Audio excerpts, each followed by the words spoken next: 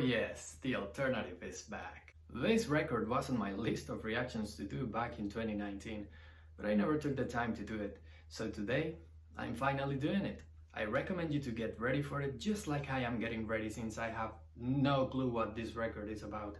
I just know it's highly praised and it came out in 2007, and that year was a very good year for the music industry. So this might as well be weird or be great. Have no idea, but that's exactly why we are here today. So nothing, just sit back, relax, and enjoy the video.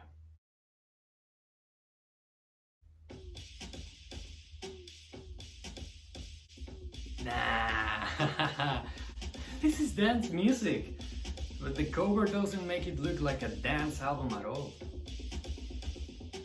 Alright, it slightly builds up. Okay, I'm starting to enjoy it. No freaking way.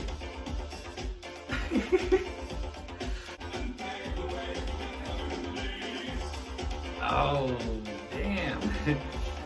Up to this point sounds like Michael Jackson, Kraftwerk and Daft Punk just had a baby.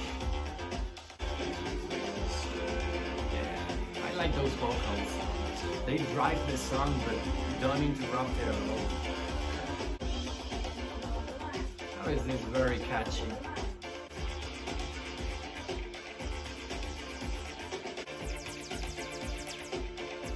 Alright.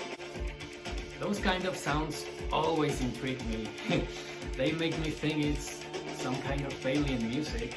I know it's obviously not, but it's like you are trying to communicate something with Morse code or some kind of universal code.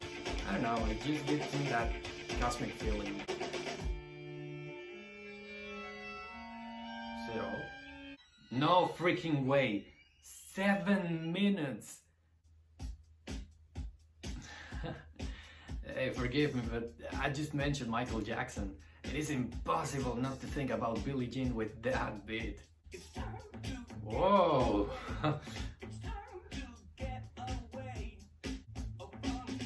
Oh, damn. That falsetto is so weird yet so catchy. He's really enjoying himself in the studio.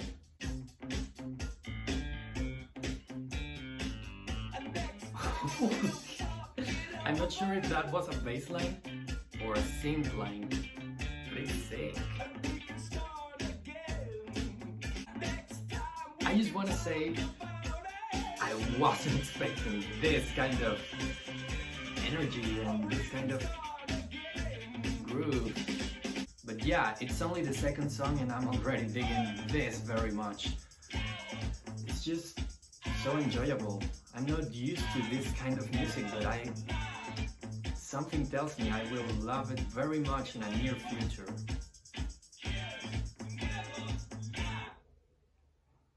And that's all.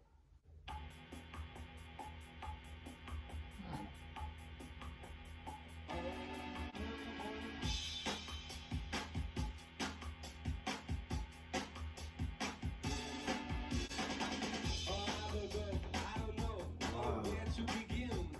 Now that is a bass line. Never mind the music, those lyrics.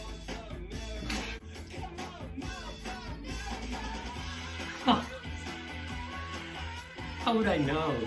I would find such mixture of things in this record: danceable beats, obvious influences, and social critics.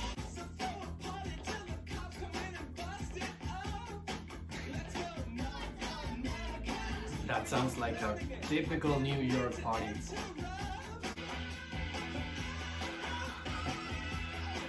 Oh man, his falsettos are so good. His voice is so versatile, full of color despite the things he sings about. Just listen to that. Oh mate, I just love when a band makes me dance to such regretful things. I think I know where they're going with this one. Yeah. Alright, that's not the direction I thought they were going, but I'm still enjoying it. Oh. And I should have guessed the melody was just about to kick in. Oh man. It's like being in the club, all depressed because you just broke up with your girlfriend or something, but still dancing. Because this is so danceable. And also, those lyrics. Is this a transition? Oh no. But hey, what's better than dancing when you're sad? Oh man, it has been years since the last time I heard a racing piano. Reminds me to Snoopy, I'm not gonna lie.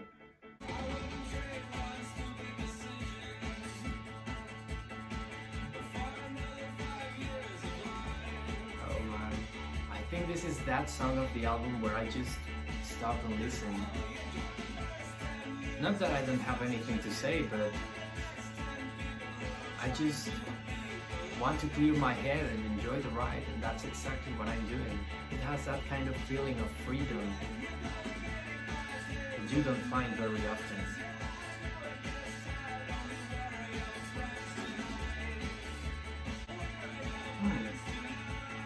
Now that I think about it, it sounds more like alternative rock than dance or electronica. Maybe it's not only the singer, but the band who's versatile.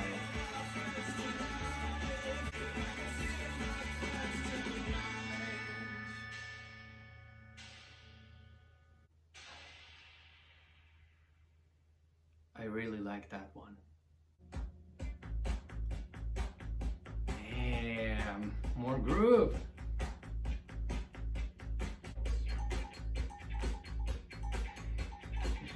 Wow, even Latin influences.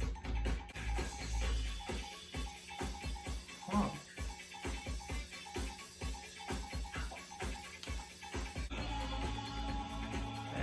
I love how easy the voices flow here. It's because of that selection of words. It's very rhythmic. I wonder if the title is a Pink Floyd reference. It sounds like the band is just having fun on this part, so why shouldn't I have fun too? Us and them, over and over again. You hear what I say? The selection of words is just so fun to follow.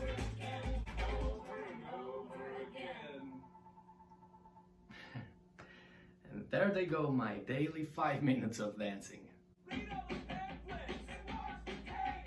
Nah, now we have some punk rock as well? Okay, that ain't punk, but it's cool.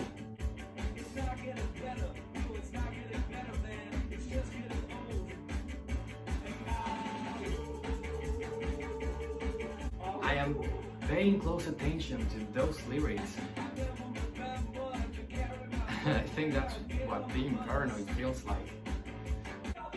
Alright, considering all, I really think it needs more punk rock energy, some more distorted guitars, something punchy. Alright, that part heavily resembles the Strokes. But I don't know, both things are just my opinion, so don't take it too seriously. I still like it, but that wasn't my favorite. Sound of silver, talk to me. Makes you want to feel like a teenager. I can hear the rhythm, and the drums haven't even kicked in. Oh, damn.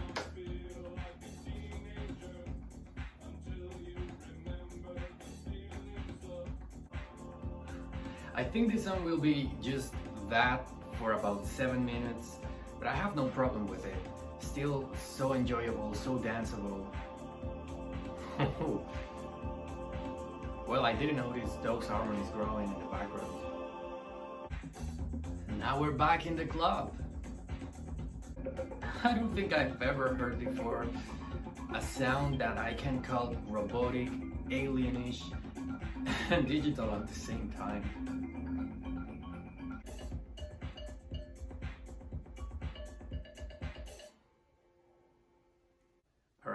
that one too put me on a trance. New York, I love you, but you're bringing me down.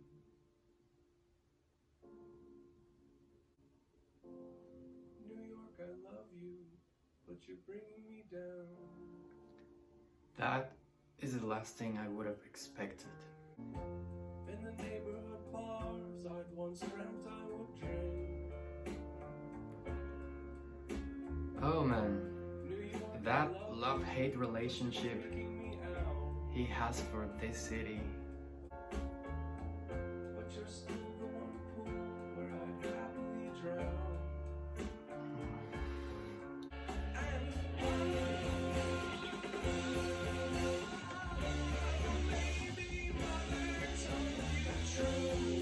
Man, this has been like being in the city for real. It's funny because this track is very cold, but then you remember the other songs and you realize they are all cold. They are all cold, they're just danceable. And this, on the other hand, is just straightforward. And it kinda hurts.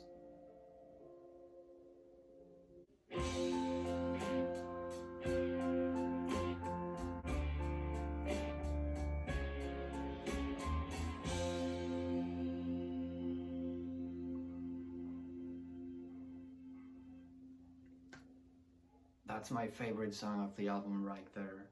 That gave me a lot to think about. If you made it to this part of the video, congratulations. You're about to know what I consider one of the most important reviews of an album I'll ever give on camera. Normally, I have to listen to an album 3, maybe 4 times before expressing anything truly coherent about it. This is because I like to get myself lost in the very own soul of the record, the details, those background sounds, background words and noises that just make you say, wow, this is incredible. But for Sound of Silver, I didn't have to go that further. 2 listens were enough to understand the record that was before me. During my first reaction, it was very clear for me that I was listening to a nihilistic album in terms of sound. The band sacrifices short-term direction, not overall, in favor of a more rhythmical experience, something that it's easy to enjoy and dance to. Something that you will listen again because of how easy it is to like it, but that's the hook, that's the whole trap, to call it one way, because once you play this record again, thinking it will be an enjoyable evening of dancing and having fun, you pay attention to the words, whether you intended to or not, and that's when it hits. The more you listen to James Murphy's vocals and storytelling, the darker and bitter it gets. Through his words, he paints a picture of deprivation, youthful waste, and lack of caring, all of which converge on New York, I Love You, But You're Bringing Me Down, as the perfect closing track to summarize the average life of the people who this record was probably aimed for upon its release. James Murphy had a point here. It was to prove that most people don't care about the message as long as the music is enjoyable, that we're some sort of mindless drones that will dance to anything fun enough to make us forget how dull and corrupted we are. His album was successful, and history kept repeating itself. Speaking about drones, another great thing on this album is the entwined relationship between man and machine it explores, one that I only heard once before at the end of Let Down by Radiohead, when the digital sound and the acoustic guitar play together. But on this record we can listen to that relationship again and again with the constant robotic beats and the heavy use of synthesizers that make us forget, or at least ignore, the sticky, slippery speed of humanity in our face that the lyrics are. I now understand the cover. It's about the coldness of being watched. It's meant to set the listener in a state of alert, state of paranoia. It's telling us something's wrong here, don't listen. And yet we choose to ignore it.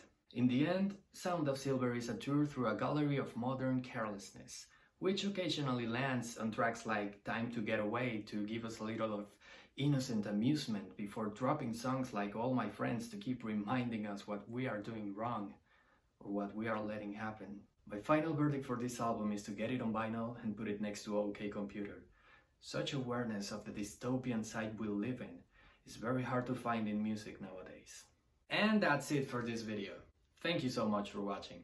If you like what you see, please subscribe, leave a comment, a like, or nothing. I'm just happy with you sticking around. I'm Tony Whitburn, and I'll see you in the next one.